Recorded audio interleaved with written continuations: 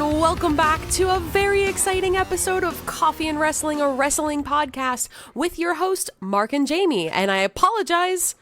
Mark definitely sounds like, you know, when you watch The Simpsons and Marge has like the two sisters that like smoke like 10 packs of cigarettes. You hit me like that?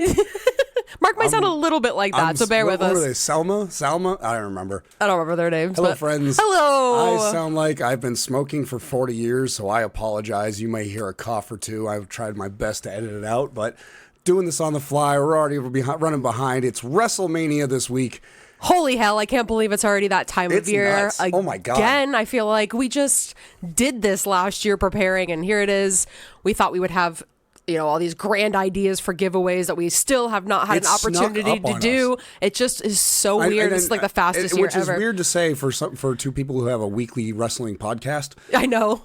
Damn it, Sunday snuck up again. I know, right? But yeah, WrestleMania is this weekend. We have quite possibly one of the most prolific WrestleManias in the 40 years of WrestleMania.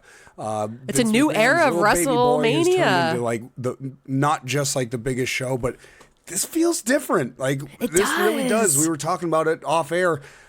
Like, when was the last time there was a WrestleMania main event that had so much more than just a belt hinging on it? It has, like, it's got me wanting to watch it. Like, if I watch nothing else of WrestleMania, it's going to be this, you know, the last two matches of each night. Absolutely. And I think the biggest problem in the last couple of years with these high caliber matches with Roman Reigns, I was a little bit biased. You know, when Cody faced Roman Reigns, I think we all thought this is it, and it didn't happen. When Sami Zayn got his opportunity against Roman Reigns, I think we all were like, this is totally it. Right. This makes so much sense to the story. It didn't happen. So now here we are again. Cody is claiming to finish up the story this year, and I think a lot really lies on the outcome of this entire pay-per-view. I think a lot of stories are either going to be completely done or whether it's the way really he wants it or not. It really is. I can't remember the last time we've had a WrestleMania where I'm going into trying to predict what's going to happen. I could go two different ways just as easily. That's funny. I feel the same way. Like, anything's on the table. I can see why either way would be a good choice, which is weird. And obviously we're talking about Roman and Cody. You know, I think anything whether Cody bloodline wins or Roman wins, like, if you do that, you just extend the streak even longer. You make it, then you start eclipsing Hulk Hogan, and now you have that Rock versus, Roman match that really kind of is what WWE wanted.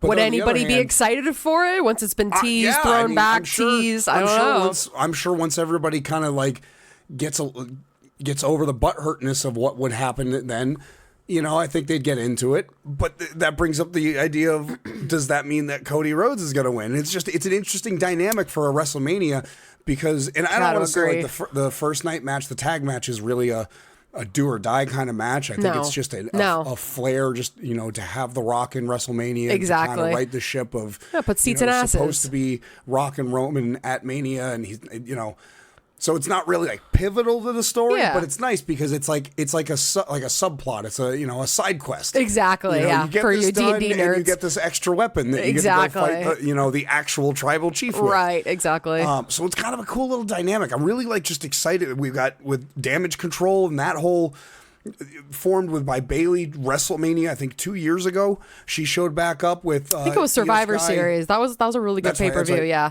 But still, it's been a long story, and now we're coming to a head of the originator of Damage Control, the head of the Damage Control table. Right. All of a sudden is on the outs and is now fighting against the ipso facto leader of it now. Exactly. It's really cool if you go and look on Bayley's social media. She actually shows a text that she had with Io, like the first time that she had ever sent her a text message and was like, hey, I hope it's okay. I got your phone number from Dakota. I have an idea for something. Are you willing for me to pitch it to you? And Io was all excited. And I think that was the whole idea of Damage Control being Bayley's idea, wanting Dakota and Io to be a part of it. And did it do exactly what it's supposed to do? Obviously, Bayley was, she's hot as it is coming in WrestleMania, in WWE. She comes out with these two not as over individuals. NXT stars, yeah. And what has she done? She has now made them main event stars. You can now take everybody in Damage Control. You could splinter Damage Control right now, and all of them could go everybody their could hold ways, weight, and they could hold their weight within the company. I agree. And that's thanks to Bayley. Right. And I think that was the whole plan of all of Damage Control. So it's nice to see these stories come full circle. Mm-hmm. There's so much going on. What a huge moment. So we're going to just focus on WrestleMania for this episode. We're going to work on our predictions. We're going to run right through from Saturday all the way to main event Sunday. So right on the first on the docket, probably the one match that's kind of one of those throwaway.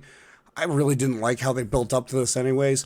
It's a tag team match between Dominic Mysterio, Santos Escobar versus the LWO, which is Rey Mysterio and the newest member of LWO, Dragon Lee. I mean, good for Dragon Lee. He's like moving up quick. Of course, but he's great. I mean, I don't know why they did this. I mean, you had it just.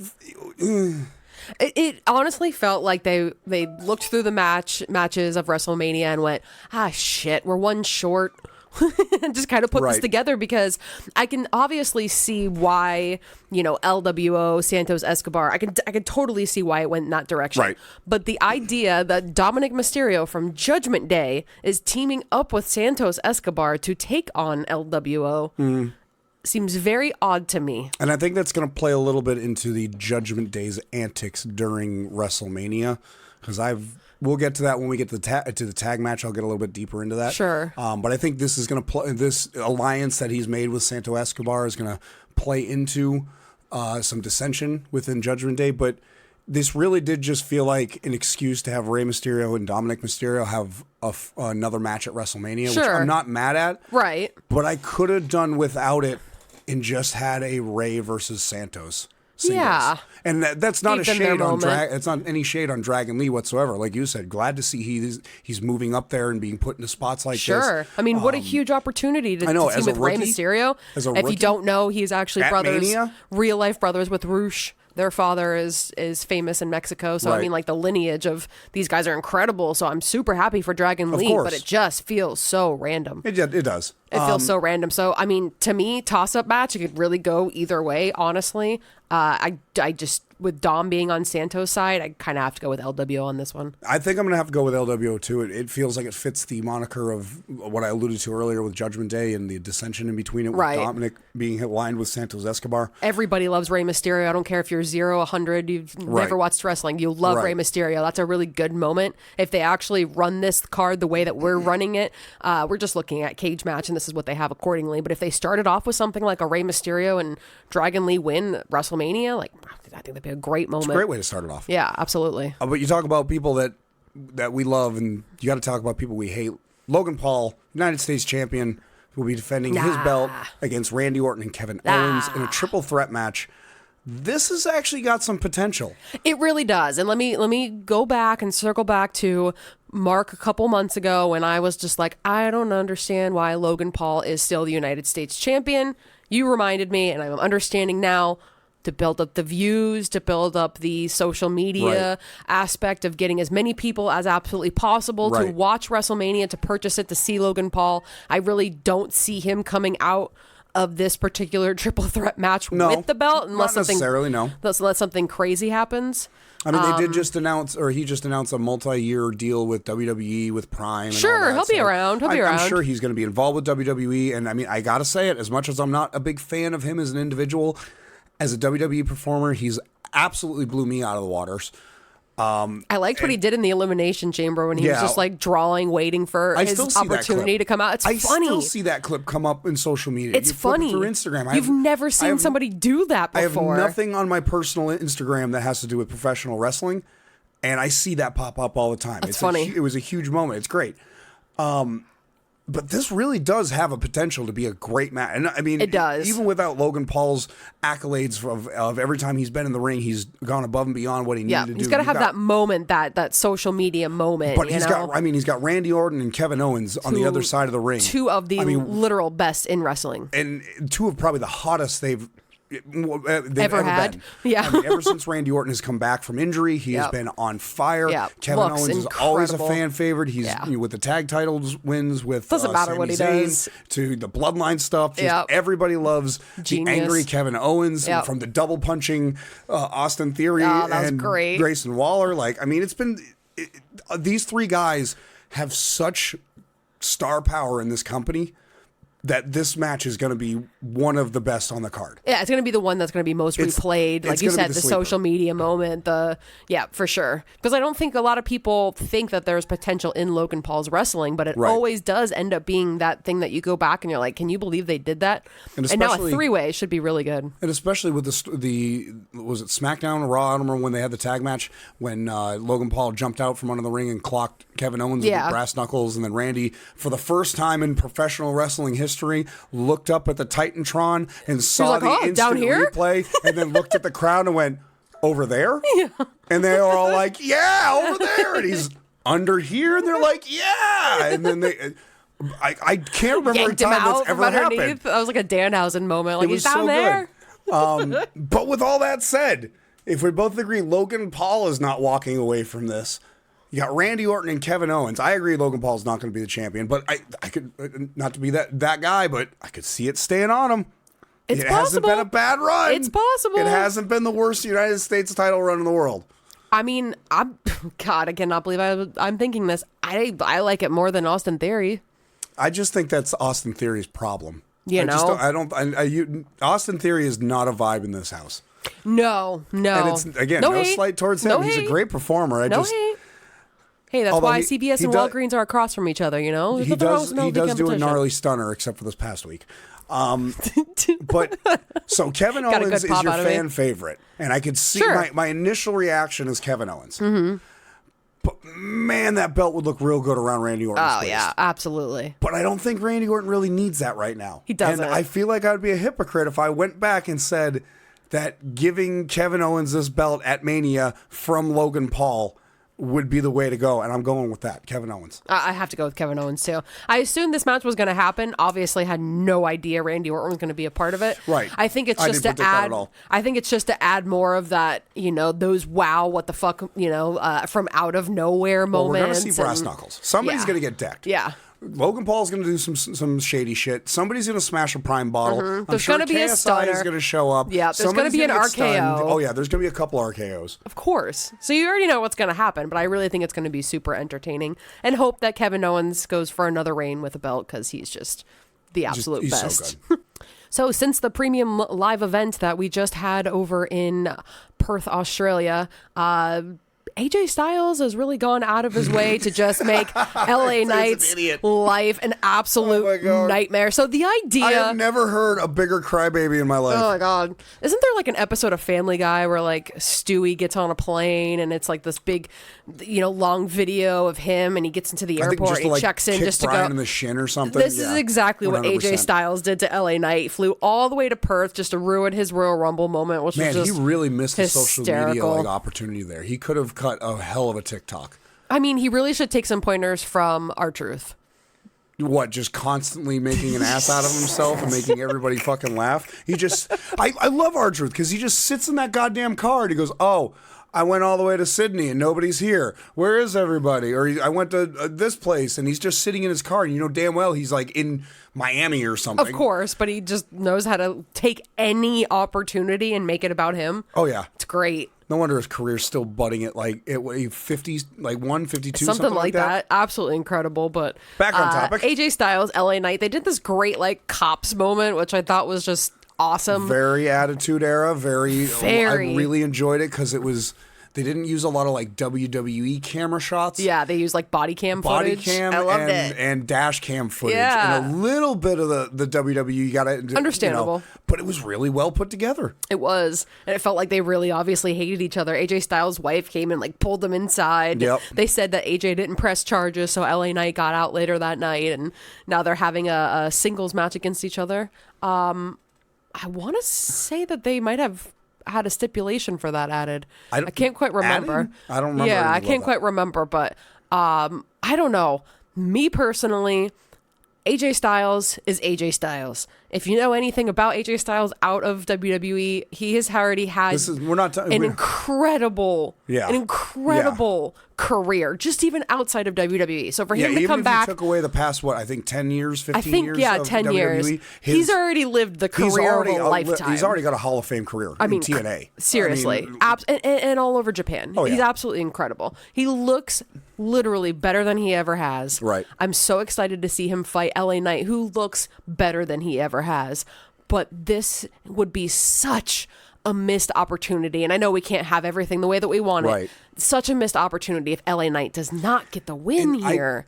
Even more than that. He needs it. Even more than that, I think this is your last chance to do something with LA Knight. Yes. If you make him lose at WrestleMania against AJ Styles, you're just stifling him. It's just going to he's going to be your new Dolph Ziggler. He's going to be the guy that comes out and I expect him to lose because he's been in the company for so long. And he's only been there for a few years, and he hasn't been especially able to as LA Knight. He hasn't even been LA Knight that long in WWE. And what I don't understand is the crowd's behind him. I don't know if they're just drying out the well before they douse you with the fucking a new water supply and make you feel get you so thirsty for it that when it finally happens, you're just like, yes, give it to me. But because that's what it feels like. It feels like everything he's done.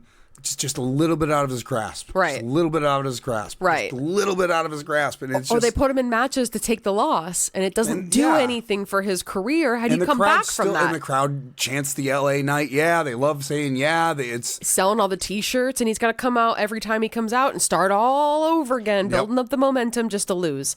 But don't do that here. But then if he gets the win, because I'm going with LA Knight with this one as well. If he gets the win here, WWE has to do something with him. They have to put him in a title contention.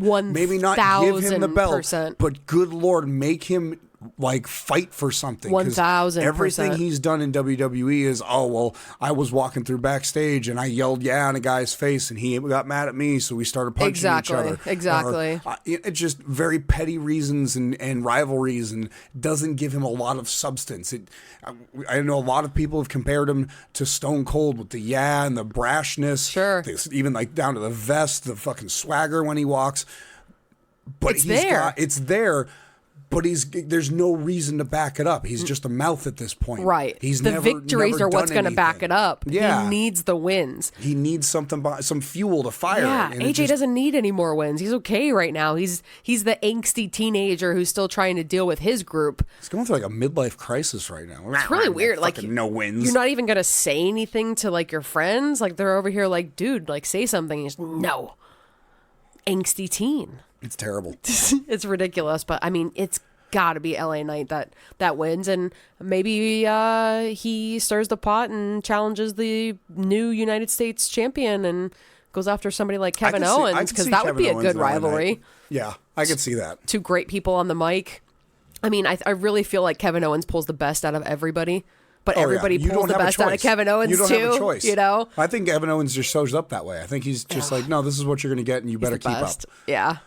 We brought it up earlier before. The WWE Women's Title match. Io Sky will be taking on Bayley. Yes, this is Bayley's moment. And I really think we said almost everything we could say about this. The build up for this has been monumental. Yes, it has been one of the best female storylines they've had. Yeah, long term too. It's been a couple of years that they've been working on it. It's akin to Judgment Day style, or levels. Yeah, they've been plagued with injuries, but I really think that this coming to a head, and honestly, Bayley walking away with this championship, is gonna just put that. It's gonna be the end of that story, and I'm just gonna be so fucking mad that if Bayley doesn't win this. I feel like it would be, again, another missed opportunity, because for me, Damage Control has nothing else to go off of.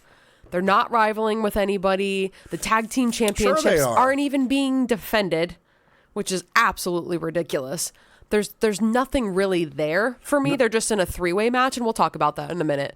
I just can't see keeping the belt on Io, keeping the belt on Kabuki Warriors, and trying to keep the momentum going. Personally, I think they would all be better off on their own. Right. That's me personally. And I think this is going to be the end of heel Bayley too. Oh, it's over. Heel Bayley's gone. I think it's a good time to start fresh with a face Bayley and a different Bayley. Not just that, Bayley deserves this. She really does. She break she's down like the fourth wall. She's like the whatever. underdog of the four horsewomen. Never had her WrestleMania singles moment. No. She has never won a championship in a singles match at Mania. And now she is going for one of the two top titles in WWE, in the women's division. She deserves this. She deserves her time for sure. She is performed every time she goes out. I'm not even going to go into it. If you watch wrestling, you know how much Bayley has given to this company and given to the craft, and she 100% deserves this win. Even we brought up before where she practically nestled Io and Dakota in her bosom and walked them in to the fucking WWE Universe and said, "Bloom into my flowers, my children." Which is incredible. Kind of took a step back to push mommy of them. WWE. I absolutely love Bayley, and I can't wait, and I hope she gets her Paramore moment. No, I hate to be rude, and I didn't want to interrupt you earlier, but I heard you say something about the mommy. Oh, I knew you were to call me out of WWE, and I just want to tell you right now, wrong mommy. Mommy is always on top, and she's going against. Whoa, that's not this kind of podcast. That's her own personal. She is going against what I think is going to be the most difficult competition that she's had yet in Becky Lynch for the women's world title. I don't know. I don't know. To win this belt, she had to fight her ass off. Oh, she really did. I mean, I know this is title defenses, kudos, but 100%. Though, kudos to Charlotte, who that match would not have been anywhere near as good if she didn't throw her body on the line and absolutely eat a lot of those moves so that she could make Rhea look good and let Rhea have that moment so she could win. Still my favorite match of last year. I absolutely loved it. Without a doubt. And it made me a bigger fan of Charlotte because she did put her over so hard. Oh, yeah. And you knew it when she was outside that ring after that loss. She smiled at her. I mean, come on. It was like a proud mom moment. It was like a passing of the torch. It Talking really about how was. Bayley's bringing Io Sky and Dakota Kai in. Yep. Not that she brought Rhea Ripley in, but she gave her the validity that she needed. She did. She gave that. When Mommy showed up, that was what Mommy was born that day. Mm-hmm. Mommy on top was born that day. Yeah, I mean, she really did. I agree. But Mommy's facing the man. And you're talking about Charlotte Flair, one of the biggest women's wrestlers of modern professional wrestling. Right. And again, born into Becky a Lynch, legacy. Another one. She's fighting another one. Right. It's huge. Walking down the horsewomen. Yeah, for real. You only got two left in there, so. Yeah, what a crazy opportunity. Oh, my God. Bayley. Don't even get me started on if Rhea Ripley ever could go to AEW. Just Triple H, open up the forbidden door. It's fine. Nobody cares. It's we're not okay. We're not allowed to talk about AEW in this one. The company told me we're not allowed to talk about that other T-shirt company. Sorry. All right, so we'll just cycle back to Rhea versus Becky. I just have to say one thing. If you haven't had an opportunity, I haven't finished it yet, but Spotify is awesome now. If you have premium, you get free audiobooks. But go out, listen to it, buy the book. Becky's new book is absolutely awesome. I've listened to, I don't know, the first hour or so of her talking. Right. And I thought I might have a little bit of an issue listening to an audiobook because I'm really not that big of a fan. But the way that she talks about like her life and her story. She narrates it? She narrates it, which makes it so much better. I bet you that's a trip. Oh, it's a trip. I was literally in the car laughing by myself driving around doing errands. Like, damn, Becky, like talking about smoking weed and putting alcohol into the Pepsi bottles and going to the cinemas. And it's just absolutely making fun of her brother for watching wrestling. Like, it's absolutely hysterical. But a little bit of shinfo. She actually talks about going and training. And this is as far as I got, so I didn't hear anything more. But she shows up to at 15 to go train to wrestle. It's about an hour from her house. Her dad takes her to the place to go and wrestle, and she shows up at the newly formed gym of Finn Balor. Oh, no way. Like, totally crazy moment. So she actually trained with him long time ago. They've known each other for years then. She was 15. I think she's like 37, so they've known each other for 20-something years. Wow. Yeah. Finn had just opened up his own training school. So she's known him about as long as I've known Jade Koff. It's just crazy, right? That's nuts. And now they work together, like small world.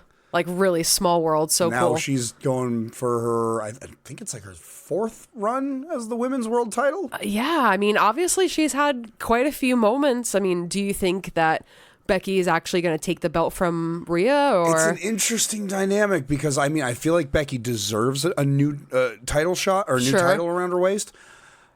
I don't think Rhea's gonna let her do that, though. I don't think so either. I think we're just going 1 for 1 on these predictions. No, I hate it because I'm never going to get the legendary, prestigious CAW predictions win. I'm still that champion. I want that Dudley Boys mug. It's been so long since I won that I don't remember I am the champion anymore. Yeah, it's been so long, which is just totally not fair. I'm going mommy. I think mommy's still running hot. I just don't think Becky Lynch needs the world title right now. I agree, and I think this is just an opportunity for Rhea to go with the biggest and best stars and hopefully give it to somebody who is needing that opportunity next. I would, though, like to see Becky kind of go after Bayley after she wins that title, though. Yeah, there you go. I think that would be a real good matchup between those two. Mm-hmm. Becky can come up with any excuse as to why she wants to fight somebody, so... Oh, she just wants to fight you, because... You did this thing to me in NXT. Oh, God. Do yourself a favor and go on YouTube and watch Becky Lynch's debut. Don't do this. It's very That's the funniest thing I've ever seen. Very bad taste. I have absolutely no idea who approved that garbage, but the main event of night 1, which I'm still really, really mad, and I still think it should be Jimmy versus Jay, but that's okay. I don't call the shots. Again, these aren't the 100% 1 for 1 what's going to be on Mania. There is no way this is not the main event night 1. Oh, of course. I know. Yeah. Get out of here. I think that, actually, no, I do think they said this is the main event. This is like the main event. Like, they are promoting this match more than they're promoting the Cody Rhodes Roman Reigns match. Because that match is old hat. We already know that's happening. Weird to me. But Cody Rhodes and Seth Rollins, for some reason, decided they wanted to fight 2 nights in a row and take on Roman Reigns and The Rock. I have given this match absolutely zero thought. I have thought about this match a lot, which is funny. I don't know why. It could go either way. I mean, that's how wrestling matches go. But I mean, come on. Sometimes it's just the writing's on the wall, but I don't know. Okay, so what's your take on this match? I'll let you go first because my brain, it fizzes out when I start thinking of these matches. So when I'm thinking about predictions like this, in my mind, I'm trying to imagine how the win could affect night 2, because whatever happens night 1, in this main event, of course, is going to trickle into night 2. Right. The whole stipulation of this match, Cody and Seth versus the Bloodline, is that if Cody and Seth win, there will be no Bloodline interaction whatsoever. I'm trying to... Sure. Yeah. I'm trying to imagine how, if they even abided by that, Cody winning without there being interference is a feel-good moment. Right. Personally, I think that Cody Rhodes and Seth Rollins are going to lose. Okay. So that everybody thinks, shit, there goes Cody's moment. Okay. All the Bloodline is allowed to interfere, but I think that's the proving ground aspect of this match. Gotcha. Is that Cody needs to do that. Now, we can kind of skip over this because we haven't talked about the main event yet. But that's kind of what I'm seeing, is that they're going to make it, they're building everybody up to think, oh my God, no way Cody's going to win this. Okay. This whole podcast, I've been so hesitant to even figure out what this one is going to end up being. There's a lot to unpack here. This is how I think it's going to go down. Okay. I think it's going the other way around. I think Cody and Seth are going to win because I think you're going to see the tribal chief and the final boss finally realize you can't have 2 alphas at the top of the or at the head of the table. And I think you're going to see somehow, some way, these two are not going to see eye to eye. And this plays into night 2 because there's no way that The Rock is part of the Bloodline storyline and he's not going to be at night 2. No, that's exactly why. You're smoking crack if you think he's not going to show up at WrestleMania night 2. Oh, absolutely. So I think this is what's going to happen. I think something is going to happen between Roman Reigns and The Rock. I think The Rock is either going to want to get the pin on Cody or Roman's going to want to get the pin on Cody. Okay. Or whatever it's going to be.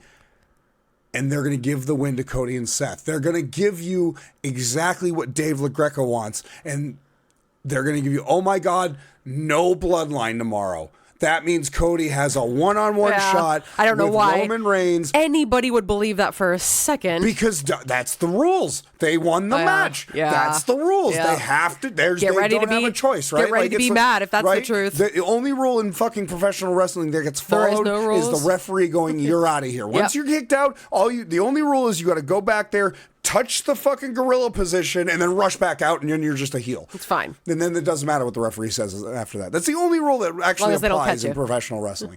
But I think Cody Rhodes and Seth Rollins are going to give the fans the feel-good win. I also think that Seth Rollins is going to feel dejected about not being the focus of The Rock and Roman Reigns. I feel like you're going to start seeing little seeds of heel turn within Seth Rollins, and who better than Cody Rhodes to put that back in? One of well, of course, it's like arch nemesis. Yeah, they're just rivals, and I don't think he's ever gotten like a high profile win. I think Cody's won all three of them, hasn't he? Yeah, it was at WrestleMania when he returned to WWE, and then Backlash, and then when he was injured at Hell in a Cell. Seth Rollins has never gotten that like coveted win against Cody Rhodes, the prodigal son of fucking the Rhodes family. You know? Yeah. So of course, who better than Seth Rollins, or I'm sorry, than Cody Rhodes to like reset Seth to that heel? Sure. Like better than almost anybody else in the company. He's such a great heel. And that's why I think they're gonna win. Okay. I don't know. I genuinely do. I think you could toss a coin. Either of what we said is 100% fair. And I think whatever happens in that match directly affects the Jimmy versus Jey Uso match. I don't know how this is going to go, though. Okay. What are you thinking? Let me break out my thought process about this. Okay, please do.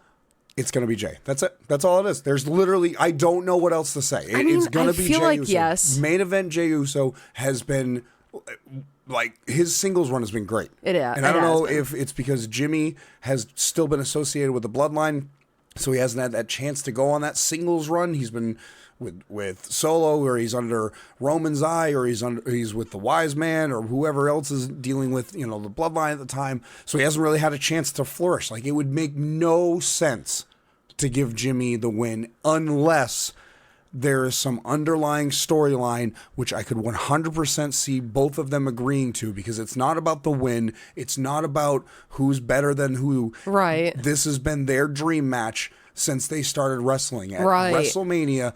Jimmy and Jey Uso fighting one-on-one. This is crazy. Like, this is their dream match. Yeah. Last year, their WrestleMania moment was one of my favorite WrestleMania moments. Just having that match with Sami Zayn and Kevin Owens was absolutely incredible. So the idea that this is literally like a lifelong dream, but years, we've been talking about this for years, that this match was going to happen, and we're getting it. But I feel like I have too much resentment in saying that it's just going to be Jey. I feel like something is going to happen. But see, go ahead. I feel like something's going to happen. Oh, I'm not saying it's not going to be a clean win. I don't know if it's going to be Jey, though. I feel like it might be Jimmy in an attempt to, again, coerce people into thinking a different thing. But a part of me thinks that maybe Jimmy's just going to side with Jey. Okay. That there might be something like that too, where he's kind of like, shit, bro, you're right. Like, oos, you're right, oos, like one of those moments, and maybe we'll side with him again. I don't know, but I feel like Jimmy's in such a weird position in the bloodline. He's not being listened to. I've barely heard his voice recently. The idea that he's even been talking last week was crazy. Right.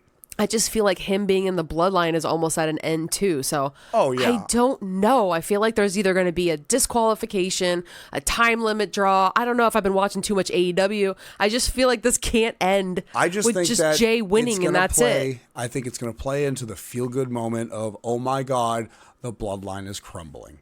Perhaps. Because we've already got Jey is going to be fighting Solo this Friday on SmackDown. Yes. So I'm really looking forward to. He has to fight both of his brothers back to back. Right. In his singles match. Right. I think he's gonna get the win. Imagine the crowd of 70, 80,000 people. The roof's gonna blow hitting the double off. hand, Oh yeah. Pat McAfee's going to break the table. It's going to go. And when he wins, that pop is going to be so goddamn loud. It's going to make everybody like, yeah, this is great. And I think it's going to play right into the main event. Oh, okay. I can only see Jay winning if Cody loses. They both can't have their moment on the same night. They're both going to get their moment. Oh, on the same night? Okay. Can't happen. That's a different conversation. Can't happen. That's a different conversation. Can't happen. We haven't gotten to that match yet. Can't happen. All right. So there's a 6-man tag team Philadelphia street fight. Didn't even realize it was Philadelphia street fight till I just said that. No, I didn't know either. With it makes sense with the participants. Yeah, we had a conversation. I did not realize that Angelo Dawkins, Bobby Lashley, and Montez Ford actually have a collaborative group name. They are in a faction called Pride. With the Pride. With BFAB. Yes. I think it was one of those, they said it. I remember the backstage segment. They had mentioned something about being the pride of WWE. Okay. And I think must have went over my head. Well, I think WWE didn't really go with here's their logo, here's their shtick, here's the T-shirt. Yeah, where's their T-shirt? I think it was more of a these guys, and now New Girl is, have been kind of running since I think it was July the previous year, but they never had an official. That long? It's been about that long. Wow. It hasn't, but it wasn't an official thing. They were like, hey, we should. We have the same goals, and I remember when I was your age, and hungry, and we should collab. And I don't think it's been a bad thing. It just hasn't gone anywhere yet. Hopefully, bringing that up though, what did we why didn't they put them in the 6-man tag team match? This rivalry between Pride and Final Testament makes. Other than Final Testament just being a pain in their ass and attacking them, it's just why did we have to put one of your best male tag teams in this? I still think they should have been in the 6-pack. I think the Street Profits 100% agree. should have made it to the 6-pack ladder match, because I still feel like Montez and Angelo Dawkins would have had an incredible, like we were saying before with Logan Paul, that would have been, and it still might be, the social media, oh my God, did you see Montez Ford do XYZ? Well, he always does. So to throw him in this 6-man street fight, it's kind of stifling the Street Profits, if you ask me. If you wanted to push this faction rivalry thing going between these two, you still could have done that. You could have had Karrion Kross take on Bobby Lashley in a singles match. Right. And just done it that way, because Authors of Pain are not the most well-known in WWE. They have potential. Mm-hmm. I'm not saying they don't, but you're going to tell me they're going to be on the same level as the Street Profits? Sorry. Get out of here. No way. And it's a different wrestling style, too. I feel like it's a missed opportunity to have one of your best tag teams in a tag team match on WrestleMania with so many tag teams. I don't know. It may just be me. I'm not feeling this too much. I'm kind of with you on that one. And I have this weird sneaking feeling that the Final Testament might get the win, but I feel like it's going to leave such a bad taste in everybody's mouth, just like how I was saying before. But it doesn't matter who loses. It doesn't matter who loses in this. The only I don't think it's going to do a lot. Karrion Kross is going to look even worse if he loses. Authors of Pain, who's a newer tag team in the main event scene, are going to take their first big loss at WrestleMania. Yeah. Or you're going to have Bobby Lashley. Have you seen Bobby Lashley? The Street Profits take a huge loss. Get out of here. I'm just having a hard time believing that. So who do you go with? I'm going with Street Profits and Bobby Lashley on this one. I feel like I have to. It just feels like WrestleMania. Like it's got to happen. But you were talking about before storylines and closing some books up, and at the end of this Mania, this might be a potential for something after. But it's not clicking with me. This whole rivalry just feels like dude, leave them alone. Like, why are you messing with the Street Profits and Bobby Lashley? Like, what's your problem? And why is Karrion Kross in this group? Because they don't know what else to do with them. It's just too much. Yeah. I think giving it a shot, for sure, I understand it, but this is like the previous night. Doesn't feel like a WrestleMania moment. No, this feels like a pre-match. Yes. You know, like a pre-show match. Free YouTube for sure. WrestleMania pre-show match. Hey, maybe we'll be wrong. So you're in agreement with me as well that Street Profits and Bobby Lashley are more than likely going to be winning this one? Yeah, I got to go with it because I just don't really want to see the other guys win. Okay, nothing fair. against Karrion Kross, but dude does nothing for me. Nah, I got to agree with you on that one. So I think this is probably the most recently booked match. We have a 6-man tag team match with an interesting group of women. Damage Control, we talked about earlier. Asuka, Right. Dakota Kai, and Kairi Sane. Again, instead of defending the tag team championships, how Very weird. disappointed in this. How weird are going against Bianca Belair, Jade Cargill, and Naomi. I feel like there would have been a really good opportunity to put two of those women. Right. I no offense to Jade, but Jade didn't have anything to do with any of this. Naomi and Bianca Belair would have been great to have against Asuka and Kairi Sane for the championship. Yeah, I feel like this another missed opportunity to. I mean, Jade Cargill, great. See her on the WrestleMania scene. I guess Have her take on Asuka. Do a singles match. I don't. Well, apparently Asuka's hurt now. Oh, is she? There's rumors that she got hurt this past week, which is funny because she got kicked in the fucking chest like a bull by Jade Cargill. That was gnarly. I just feel like they waited way too long with Jade Cargill, and now they're proverbial blowing their load with her at WrestleMania. Yeah, they're like, here you go. You're with Bianca, which is weird. I really thought she was going to go against Bianca. I think that would have been a little more exciting. I believe this might turn into something that way. I hope, because I don't like face Jade. I don't like the idea of that at all. Well, I think what's going to happen is the Damage Control is going to get this win, because it's very hard for me to believe that the women's tag team champions aren't going to be on the winning side of this. It just completely defaces the idea that they're champions. And then you have Jade Cargill, who's kind of the wild card in this. I think she is going to pull some heel shit and attack Bianca. Okay. Maybe not get the tag fast enough. Maybe not put herself in harm's way for one of her teammates. And I think it's going to perpetuate something between Belair and Cargill. Okay, I'm gonna be fun and take the exact opposite. Holy shit, we finally have one. I think we had another one, but I'm gonna take the exact opposite route. Okay. So at this point, you and I are both in belief that Bayley has won the championship from Io. She's no longer the champion. I think that Damage Control is going to lose. And the reason that they did a 6-man tag match is because they want Damage Control to lose, but not lose the belts. That way they're putting over Bianca, Jade, and Naomi just as faces in general, because Naomi's been gone, Jade's new, and maybe Bianca and Naomi are going to take like Jade under their wing. I don't know if she and maybe like a Mariah May, Tony Storm kind of thing, where it's like No way. She's gonna be nice to somebody in the company she's in. You're fucking out of your mind. Oh, yeah. I don't think she's gonna stick with it. I think she's gonna turn eventually, but maybe start off like that. Like, we're gonna help you. I'm gonna show you the ropes, because they're both like super friendly. Obviously, Naomi more than anybody. I'm gonna go with the opposite. All right. Okay. Okay. I think you're crazy for even thinking that. I think Jade Cargill's going to kick Bianca Belair in the face. I mean, I want that. All right. This is probably one of the more interesting matches. I'm super excited for this. I'm not going to lie. It is the WWE Raw and WWE SmackDown Tag Team Title 6-pack ladder match. And I'm going to try and do this throat and all. We have the Judgment Day. Damian Priest and Finn Balor will be defending against Austin Theory and Grayson Waller. Awesome Truth, which is R-Truth and The Miz. DIY of Johnny Gargano and Tommaso Ciampa. The New Day, Kofi Kingston and Xavier Woods. And New Catch Republic, Pete Dunne and Tyler Bate.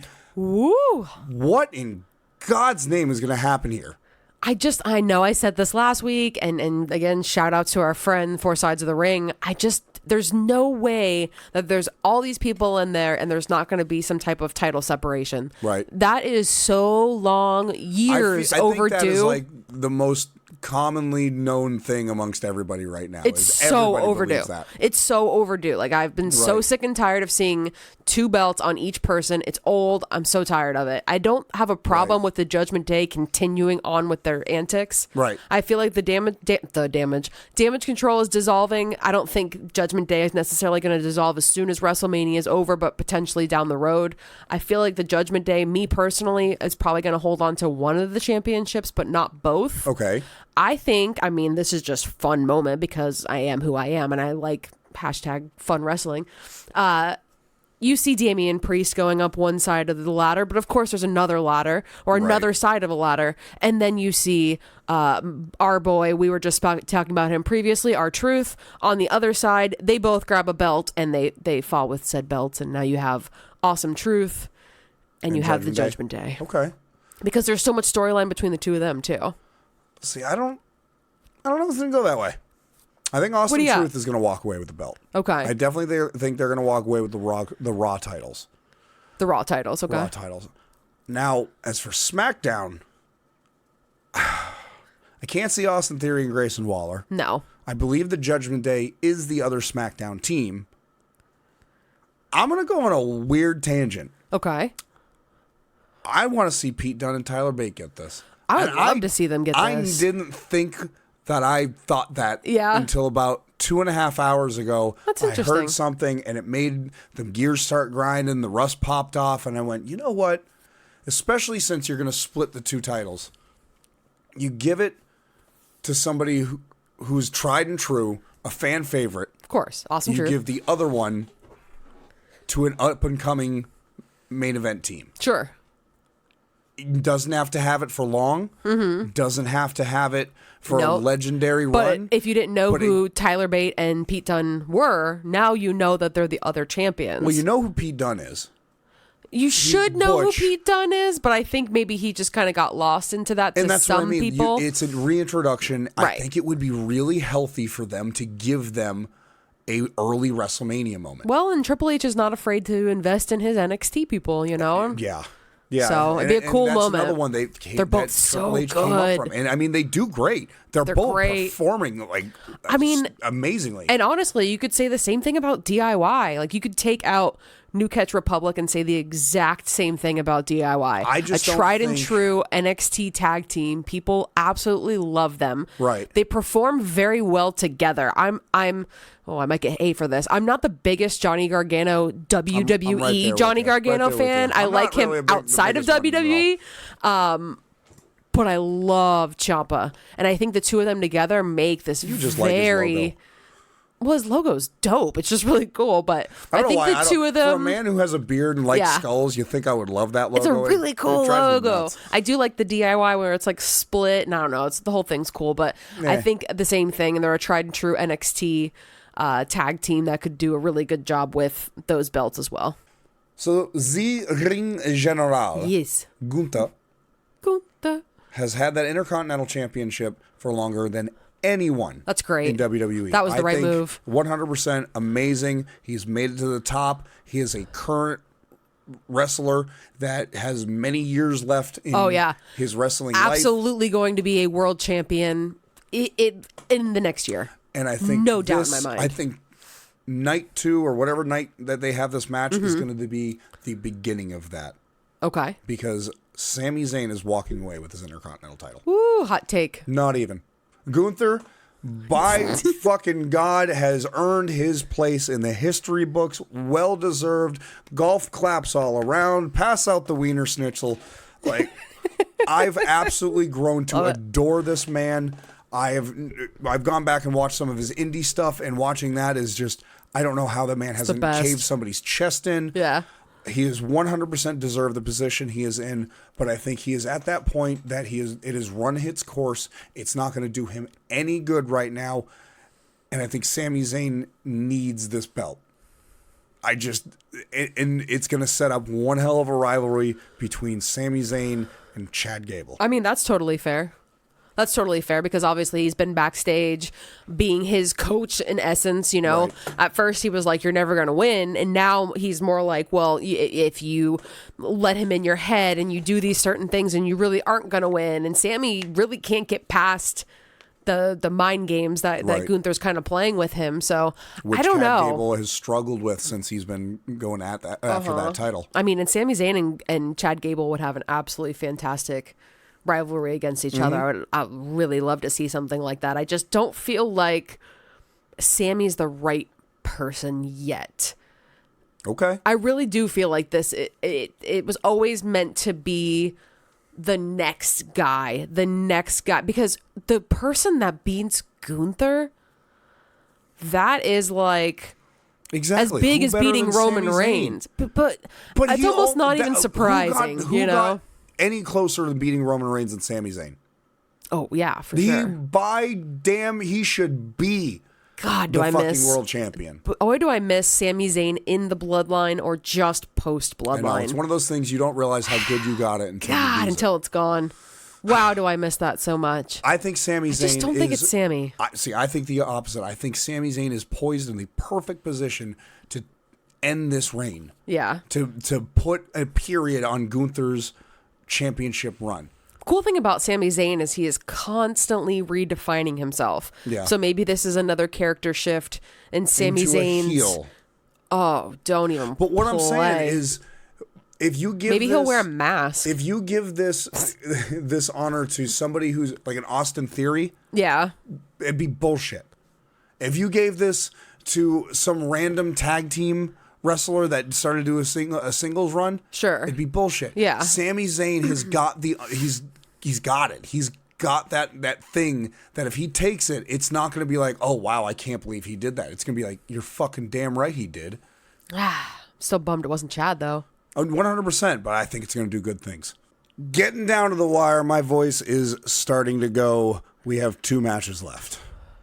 They're big. Probably 2 of the more pivotal ones. First up, WWE World Heavyweight title. Drew McIntyre will be attempting to dethrone the Architect, Seth Rollins. Ooh. I'm really excited. I don't know about everybody else, but I have enjoyed so much just seeing what Drew's going to be up to. Yes. Following him around some of it right now. Wherever he's going, saying everything about CM Punk, talking trash about him just forever. I love it. I love Drew McIntyre right now. Now, Seth Rollins is coming recently back from an injury to face Drew, who is just so over right now. I'm having a hard time believing Seth's going to be holding on to that belt after WrestleMania, personally. Remember how I was talking about all those feel-good moments we had yesterday? Yeah. Where, Cody and Seth both won and Jay wins or, all those feel-good moments, right? Right. This is where it's going to come screaming to a halt. This is where Seth Rollins takes the loss, loses the championship. Drew McIntyre, I have a weird feeling the Bloodline's going to have something to do with all this. Wouldn't be surprised. But Drew McIntyre walks away with that championship belt over his shoulder, with his head held high, just so he can run to CM Punk, who's going to be commentating. I was going to say, do remember CM Punk is on commentary. Right. And I know he may still be a couple months out from injury, but they're smart to build it now. Who better to go after that belt? They're smart to build it now. That's what I assumed as well. And then he can finally get his world's championship. His world's championship back? Because they're going to give him that goddamn belt. CM Punk's going to come back on the scene. They're like, oh, here you go, CM Punk. Here's the belt again. Lame. Damn well. I think Seth Rollins taking the loss. I also think Seth Rollins is taking the very loss. I think it's a good move. Because I love Seth Rollins. I have a poster of him in my garage from when he was NXT. In our tiny little town, down the road. Yep. I think Drew McIntyre deserves this, though. I do. He's on top right now. He won the world title during COVID. Yeah, he didn't get a moment. That sucks. Could you imagine winning that and just standing in the middle of a ring going, yeah? Well, same with Sheeta, right? Wasn't Sheeta the champion then? It was the same thing. Nobody is around. So it just didn't have that, huge feeling to it. Right. I know it's sad and it's nobody's fault, but nobody being there for these matches or these WrestleManias. You got to think this is a pivotal moment in somebody's life. They won the world championship in the company that's finally entrusted in them, and you turn around and there's not a soul. There's a production crew going, you did good job. It. Becky talks about it in the book, but she's like, it's so awkward. Nobody's there. Right. You're just trying to fill in the awkwardness in between everything. So I just couldn't imagine having that one pivotal moment in your life and you're on the top turnbuckle and you hold up the title and it's just nobody. I know. So I feel Drew definitely deserves that moment. He's on such an incredible heel run. He does. He's been amazing since he's been back. Obviously, had a huge transformation from TNA to back to WWE. He's had the championship win at COVID. He has been constantly on point everywhere he goes. He is an absolute unit. He's going to look so good with that belt. Oh, yeah, totally agree. Finally, moving into the final match, that leaves us with the final boss moment. I mean, the real final boss moment. Grenade. Okay. What do you got? Do you I was want me to go first? What do you want to go? Who's going first? I feel like there's a lot to unpack here. I think I've dumbed down mine enough to where I can like real simply put it without making it overcomplicated. Yeah. Well, considering you're about 3/4 of the way sitting out of your chair, I'm going to go ahead and give you the mic and let you have this opportunity to start off with the WWE title / WWE Universal title match between Roman Reigns and Cody Rhodes. Will Cody finish the story? I don't know. Like I'm even now like sitting here like I thought I had all the answers. Like my gut reaction wants to go yes. I think Cody Rhodes will finish the story, and I think what the most likely situation will happen is how I said the night before. There's going to be The Rock and Roman are going to butt heads, and it's going to cause them to lose that match. Okay. I believe that The Rock is going to have something to do with Cody winning. I think once The Rock realizes the pettiness that he got from, not even the pettiness, but the attitude he got from Cody is going to be reciprocated by Roman tenfold, because Roman thinks he's top dog. Right. So does The Rock. Well, The Rock's telling Roman he's, his tribal chief. Right, and he was acknowledged. You can't have two alpha wolves in the same pack. Can't. If they're gonna fight, one of them's gonna die. And I'm just saying, like, I think The Rock is gonna bite the head off Roman Reigns, essentially? I think that's what's going to happen. And I think that's going to give Cody that opportunity to... And then you can bring it all the way back to originally when Cody was like, no, you can have my spot. And The Rock's like, well, I thought about what you did, and I think that was very honorable. You can have The Rock leave WWE for the next 3 months to go shoot a movie or something until SummerSlam comes around and he finally comes back. Go work out his pecs or something. Because we're going to see Rock and Roman. Like, without a doubt, we're going to see Rock and Roman. Mm-hmm. But I don't think it's going to be for a belt. No. I think it's going to be a grudge match for the head of the table. And then, whatever's going to develop. The dissension of the bloodline entirely. All that said, I am like a 51-49 between Rock and Roman right now. Between Rock and Roman or Cody and Roman? Between Cody and Roman, thank you. No problem. I think it's time for Cody to either put up or shut up. Yeah, agreed. And if he doesn't, the only thing I can think you can do is if he does not win this title, he's got to go heel. Like mega ultra. Let me tell you something. Heel. Okay, let me tell you something right now. Cody Rhodes goes heel.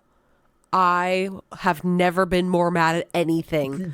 I will be. Why? It's wrestling. No, you can never go heel. Why can he never go because heel? He absolutely refused to do it in AEW. Everybody begged and begged him to do it. He refused to do it. He left AEW to go to WWE. To go heel? No. I say nay. I say nay. Now, I'm in the same ball game as, like, again, I could toss a coin. I really don't know who necessarily is going to win with, like, 100% accuracy. Yeah, sure. But I do feel like if we're gonna end the story and we're gonna take this title away from Roman Reigns after all these years of holding that position, Cody Rhodes has to win the story with as much interference as possible. 100%. And that's why I'm with team. We're going all out to just #kill Cody. Like, that's what they're going into, is just everything they can. You're going to have a Solo dead does Seth. the spike. You're going to have a dead Seth. You're going to have a dead Jay. The bloodline is nobody ringside. can help. Paul Heyman is on the phone with Triple H. Yep. You have I 100% agree. Cody has nobody that wants to team with him, and if anybody comes out, Solo's hitting him with the Samoan spike. You know what I mean? There's no way night 2 we're not going to see every one of the bloodline in the main event. We're not going to see The Rock. We're not going to see Jay. We're not going to see Seth. But Cody has to beat them all, and that's the important part of the story. That's the important part of the story, the Homelander ending. Boss, no, not that Homelander ending. He has to beat everything that's going after him.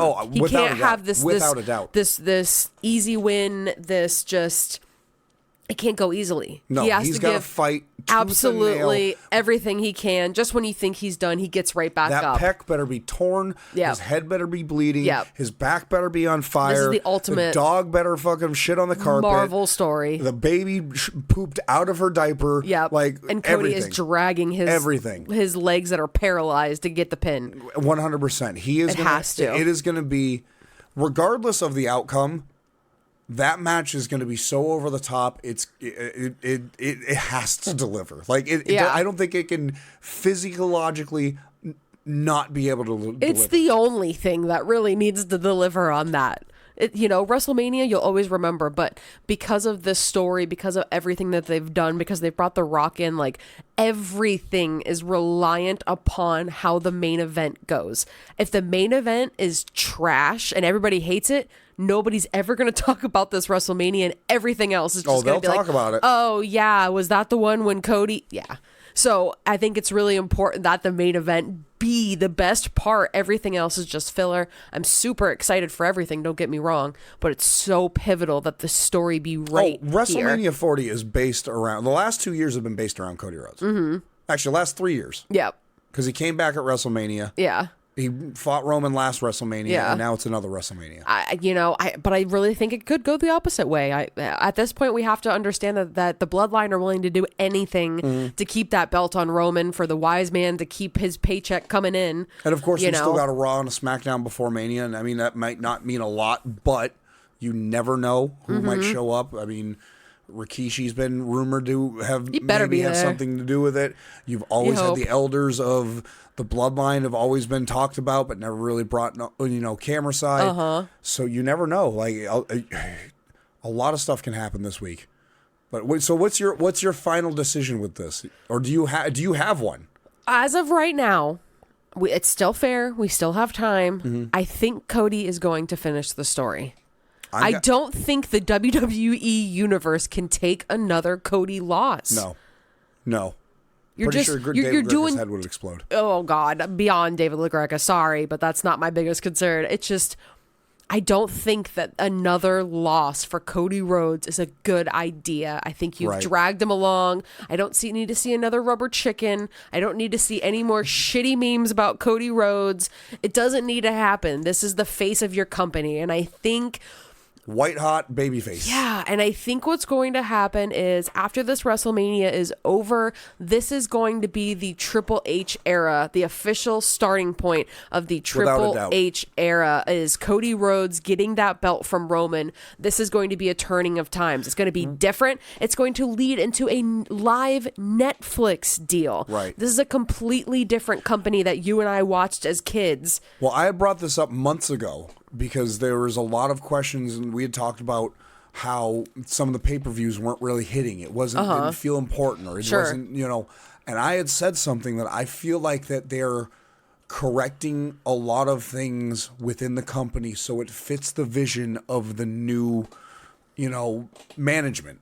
Right. And I think this has been the accumulation of all of that. This has been all of these things. Okay, let's start aligning people where we need to go. Right. Let's do storylines to develop this. Right. Let's do plots to develop this. Character development, character enhancements, movements, firings. I think they've finally brought WWE where TKO is going to want to start bringing it. Now exactly. You've got the introduction of Logan Paul, big stars with a huge, huge social media following, is now involved with WWE. You have the UFC, who has a huge following itself, and each one of their high-profile fighters have a social media following. Conor McGregor has been featured on WrestleMania. There's been how many different UFC boxers, social media stars, music stars in WWE. It's cool to be a wrestling fan. I really think that they have poised WWE to be in this position by building everything they can, having Cody Rhodes go through the trials and tribulations, developing this Homelander character, this Captain America, this whatever you want to call it. You have to get the absolute shit beaten out of you so many times that you almost don't even believe you're going to win. 100%. And that puts the crowd behind you. Yep. Everybody loves an underdog. It's going to feel so much better than last year's WrestleMania win. And so much better. I think, like you said, this has put this company in an entirely new era. Yeah. The Vince McMahon or the McMahon era is completely over. Right. Even though he's married into the family, this is a completely different company now. Right. I say change the logo. Change the logo, make it a whole new thing. Like, just change up everything so that it's so obvious that this is a completely different area. Because they're like you said earlier, they're teasing the Attitude Era again with The Rock yelling, you don't fuck with The Rock, with the bleeding, with Cody being in there and bringing some of his aspect of like the AEW. Well, even the Bayley and Io Sky promo, where Bayley attacked Io after she cut a promo on Bayley. It was directors come back. All right, thanks, Io, for oh my god, and then they're they're fighting. It's feeling a little bit different. I don't want to say it's gone back to the Attitude Era. I feel like that is a bunch of 35 and above olds that are trying to be nostalgic about something that feels familiar. Sure. As a familiar feel, we have a little bit more violence, a little bit more adult entertainment. Right. We're not worried so much about the New Day and their pancakes. And I'm not saying there's anything wrong with the New Day and pancakes. People are getting arrested. I love goofy wrestling for life. But at the same time, there's a product. There's a reason why that the UFC is so big. For some people like seeing punching in the face and blood. They like seeing violence. Exactly. So you know where to go for it, Right. And I'm not saying WWE is going to go into where they're beating the shit out of each other on TV and teeth flying out. But at the same time, you lean into the sports entertainment aspect of it. Sure. BCC are doing it in AEW. There's a way to do a mix of it. Right. There's, and I think that's where they're poised at right now. I think you're right. I think this is the Triple H or the TKO era or the Nick Khan era or the whatever it may be. Whatever I want to call it. I am beyond excited for this WrestleMania. It's been a while since we've really been excited for a pay-per-view with WWE. Yes.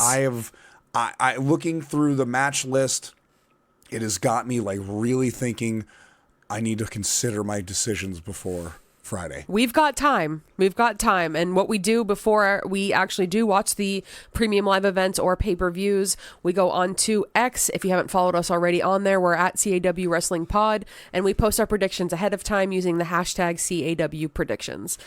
So we've got some time to change our mind. Right. And we always run it up until I probably will too.